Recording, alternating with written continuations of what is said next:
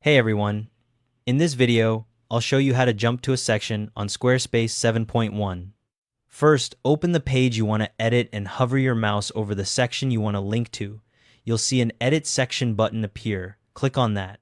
The Section Editor panel will open on the right side of your screen. Now scroll down to the bottom of that panel until you see a field labeled Anchor Link. This is where you'll create the jump link. Click inside that text field and type a short name for your anchor.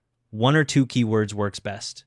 The field already has a hashtag in it that you can't delete, and it'll automatically turn any spaces into dashes. Keep it simple. Something like pricing or contact form is perfect. Once you've typed your anchor name, you'll see a copy link icon appear right next to it. Click that icon to copy the full URL to your clipboard. You'll see a quick confirmation that the link's been copied. Then click the Save button in the top left corner of the editor to save those section settings. The panel will close and your anchor is now set up. Next step, navigate to where you want the clickable link to live. This could be a button, a piece of text, or even an image anywhere on the same page or a different page. Once you've found or created that element, click on it and then click the pencil icon to edit it. In the editor that opens, look for the link field.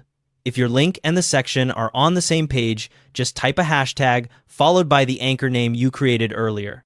So if your anchor was pricing, you'd type hashtag pricing. If the link is on a different page from the section, the format is slightly different. You'll type /pageslug hashtag anchor name.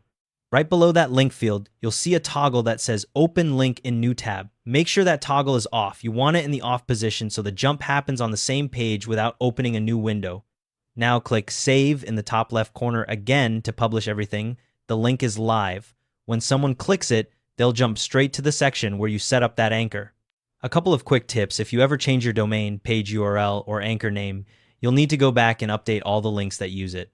And if you want to test before publishing, you can click the link in preview mode to make sure it's jumping to the right spot. One last thing, if you want a smooth scrolling effect instead of an instant jump, you can add a bit of custom CSS in the website tools section, though the instant jump works fine for most sites. And that's how it's done. Thanks for watching. See you in the next one.